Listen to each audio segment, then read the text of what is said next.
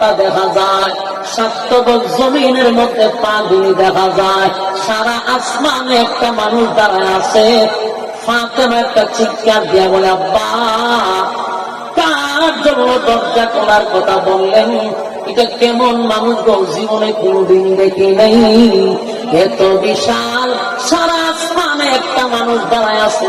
আল্লাহ নবী বুঝতে পারছে এটা দুনিয়ার কোন মানুষ নয়, দুনিয়ার কোন মানুষ নয়। আল্লাহ নবী বলেন, দুনিয়ার কোন মানুষ নয় গো, এটা যে মালাকুল মউত আজরাইল, এটা মালাকুল মউত আজরাইল। ফাতেমা গো, দুনিয়ার কোন মানুষের কাছে মালাকুল মউত আজরাইল আসতে পারে? মালাকুল মউত আজরাইল সাকরাতের অবস্থায় স্বাভাবিক হয়ে যান। সূরা ইয়াসিনের বরকতে আল্লাহ মরণ তার সহজ করে দিয়েছেন।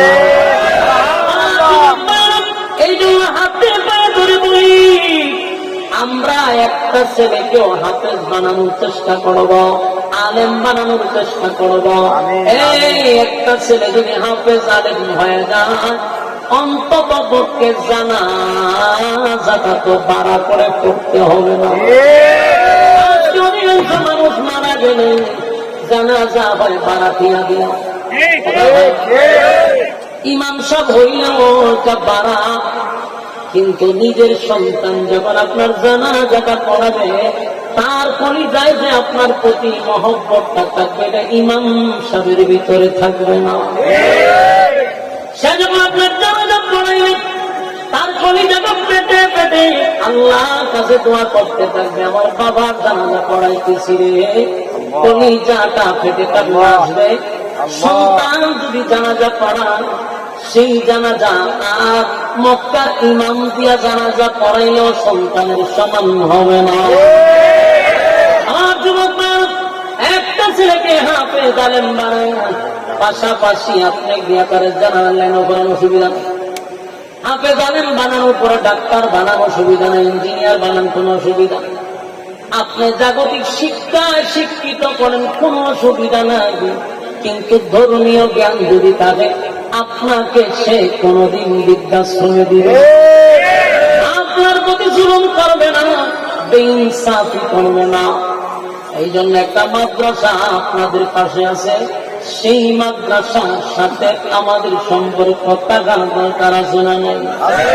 আজ কথা বলে দিলেন কেমন শুনে কথা বন্দনা বলি না। এই পৃথিবী কিন্তু চিরস্থায়ী না, বারবার কথাটা বলতেছি না। আছে শুরুতেই বলছিলাম পৃথিবী কি চিরস্থায়ী? পৃথিবী চিরস্থায়ী না, ক্ষণস্থায়ী দুনিয়ায় আমাদেরকে পাঠাইছে আল্লাহ, অনর্থক পাঠায় নাই, অনর্থক পাঠায় নাই।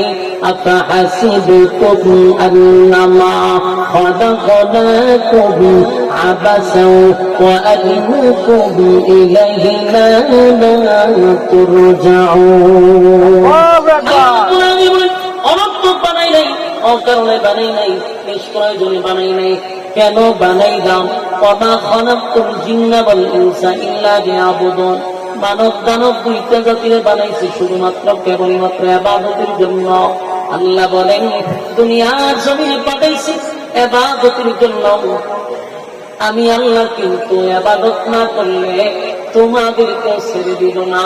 ওয়ালাকাদ যারাকনা লিজাহান্নামা কাসীরাম মিনাল জিন্নি ওয়াল ইনস লাহুম কুলুবুন লা ইয়াফকাহুনা বিহা ওয়ালাহুম আ'য়ুনুন লা ইউবসিরুনা বিহা ওয়ালাহুম আযানুন লা ইয়াসমাউনা বিহা। আল্লাহ বলেন চক্ষু দিলাম দেখার জন্য, কি দেখার কথা ছিল কি দেখলাম। কান দিলাম শোনার জন্য, বান্দারে কি শোনার কথা ছিল কি শুনলি। অন্তর দিলাম ভাবার জন্য, কি বাবার কথা ছিল কি ভাবলি। আমি আল্লাহ তোর এত নিয়ামত দিলাম, নিয়ামত পাইয়া নিয়ামতের শুকরিয়া আদায় করলি না, শুকরিয়া আদায় করলি। আমি আল্লাহ তোরে ছেড়ে দিব না, আমি আল্লাহ অতীত কাউরে ছেড়ে দিই নাই, ভবিষ্যৎও ছেড়ে দিব না। পাই পাই পাই করে হিসাব দিতে হবে। হিসাবের দিনটা হলো হাসরের মাঠে, দিন যেদিন আমি আল্লাহ বিচারক হব। তুইকে দুনিয়ার জমিনে পাঠাইলাম পরীক্ষা দেওয়ার জন্য, রেজাল্ট কিন্তু আদায় করব, রেজাল্ট কিন্তু বাহির হবে হাসরের মাঠে। হাসরের মাঠে আমার যুবক ভাইরা, এই পৃথিবী চিরস্থায়ী নয়। পরীক্ষার সময় শেষ হলে একটা সেকেন্ড তো হলের ভিতরে থাকতে দিবে না, এক সেকেন্ড কেউ থাকতে পারবে না। এই পৃথিবী আমার আপনার ছেড়ে দিতে হবে। সন্তান, স্ত্রী, মা, বাবা, আত্মীয় স্বজন সব ছেড়ে একদিন শূন্য হাতে ওই গাছতলার নিচে আমার রেখে আসবে। বাস্তব না বাস্তব?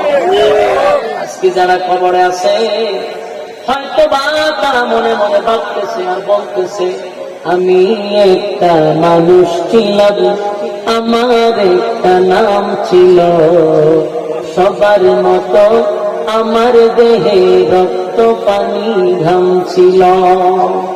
আমি একটা মানুষ ছিলাম, আমার একটা নাম ছিল, সবার মতো আমার দেহে রক্ত পানি ঘাম ছিল, সবার মতো আমার দেহে রক্ত পানি ঘাম ছিল।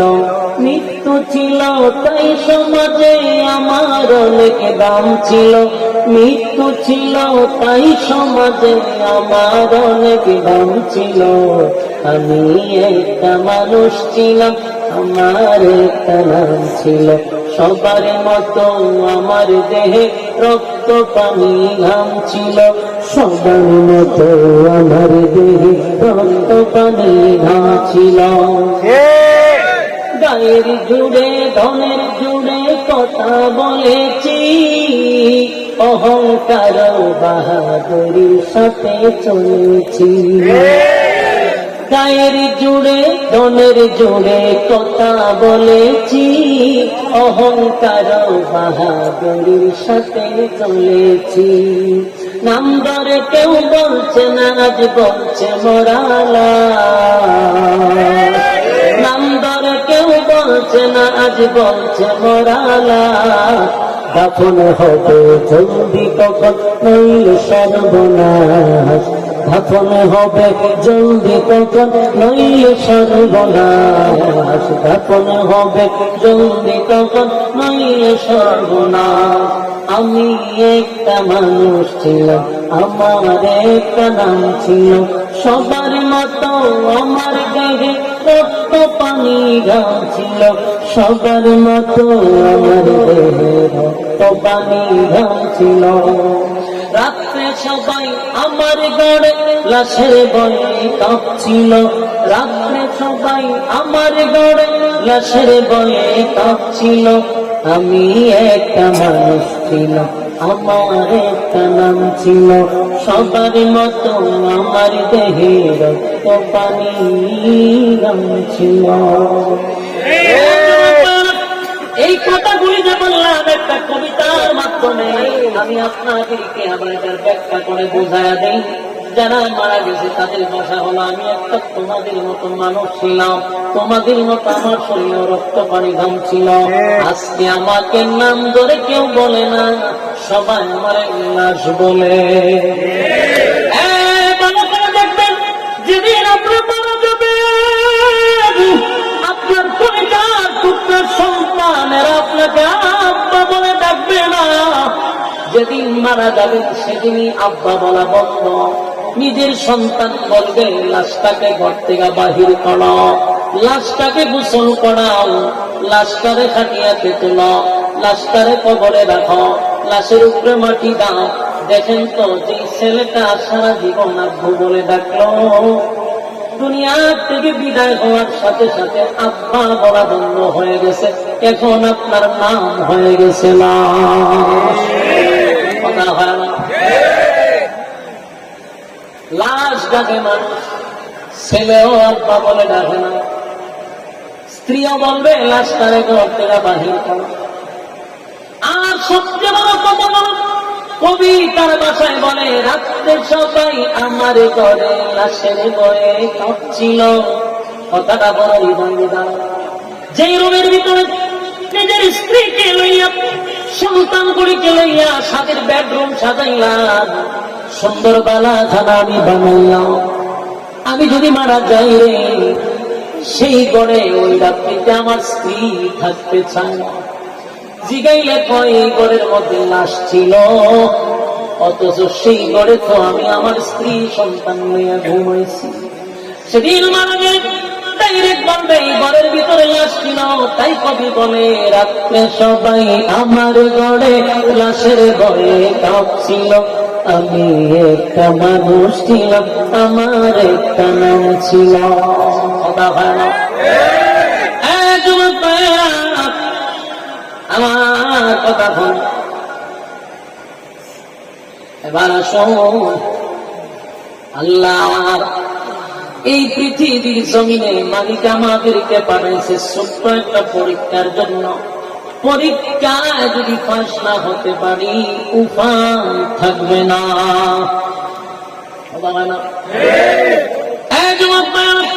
বলুন আমাদের পরীক্ষা কবে থেকে শুরু হয়েছে? বালের যেদিন থেকে শুরু হয়েছে সেদিন থেকে পরীক্ষা। তাহলে পরীক্ষায় যদি পাস হইতে পারি, তাহলে কি দিব? আল্লাহ তুমি জান্নাত দিবে। জান্নাত এটা মামুর বাড়ি না, জান্নাত চাইলেই পাওয়া যায় না। জান্নাত পাইতে গেলে অবশ্যই কি লাগবে? শর্ত লাগবে। কথা হয়? এবং জান্নাত পাওয়ার জন্য কি লাগবে? এক নম্বর শর্ত হলো ইল্লাল্লাযীনা আমানু। এক নম্বর হলো ঈমান আনো, ঈমান আনো, ঈমান আনো, ঈমান আনো আমি আল্লাহর উপর। দুই নম্বর হলো ওয়াআমিলুস সালিহাত, নেক আমল করো, নেক আমল করো। এখানে বৈশা রয়েছে, এটা একটা নেক আমল, এই নেক আমল করো। তিন নম্বর হলো ওয়াতাওয়াসাউ বিস-সাবর। আল্লাহ বলেন ওয়াতাওয়াসাউ বিল হক। আল্লাহ বলেন তিন নাম্বার কথা হলো হক কথা বলো। কথা হয় না? হক কথা বলতে পারে, হক কথা সবার কাছে মিঠা লাগে না, কেবল করল্লার দুষের থেকে তিতা। কিন্তু হক কথা বলার পরে ইমাম সাহেব মুসলিমের কাছে ভালো লাগে না, বক্তা ও শ্রোতার কাছে ভালো হতে পারে না। কারণ হক কথা যে বড় তিতা, বড় তিতা। আল্লাহ হয় তিন নাম্বার হলো ওয়াতাওয়াসাউ বিল হক, হক কথা সর্বদা বলতেই হবে। চার নাম্বার হলো ওয়াতাওয়াসাউ বিস-সাবর। চার নাম্বার হলো তোমরা ধৈর্য ধারণ করো, ধৈর্য ধারণ করো, সবর করো। এই চারটা শর্ত কারা কারা মানল? দুইটা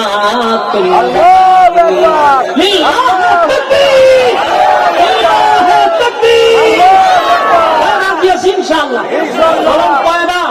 চারটে। এক নম্বর ঈমান, দুই নম্বর নেক আমল, তিন নম্বর হক কথা, চার নম্বর ধৈর্য। তাইলে চিরস্থায়ী জান্নাত পাবো, ক্ষণস্থায়ী দুনিয়াতে। রাজি আছি ইনশাআল্লাহ? আল্লাহ সবাইকে কবুল করুক। সকলে বলে আমিন। আল্লাহ দুরূদ শরীফ পড়েন, আল্লাহুম্মা সাল্লি আলা মুহাম্মাদিন ওয়া আলা আলি মুহাম্মাদ কামা সাল্লাইতা আলা ইব্রাহিম ওয়া আলা আলি ইব্রাহিম ইন্নাকা হামিদুম মাজিদ। দোয়া হবে, তাবারক আছে। এর আগে আগে আপনারা যারা এখানে বসা আছেন, যারা আগে লেখান নাই, আমার কাছে 1000, 2000, 3000 ইট 5 মিনিট সময় দিলাম, এখনো লেখাইতে পারেন। জলদি জলদি জলদি জলদি 5 মিনিটে আমি মুসাফির বলে দিবা আসেন। এখনো যারা লেখান নাই, আমি ওয়াজ করছি 70 সাইট লইয়া, যেন আপনাদের মনে ধাক্কা লাগে। টাকা পয়সাকে লইয়া দেবে, ছেলে সন্তানদের রেখে দেবে।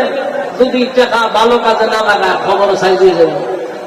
এই জন্য খরচ করেন, খরচ করলে কমে না, কমে না। হ্যাঁ, একটা মাদ্রাসায় গেল, আপনারা সবাই মিলে পারতেছেন না কেন? আল্লাহ আপনাদের দোয়া আমার মতো একটা নিকৃষ্ট মানুষকে দিয়ে একটা প্রতিষ্ঠান একা চালাইতেছে।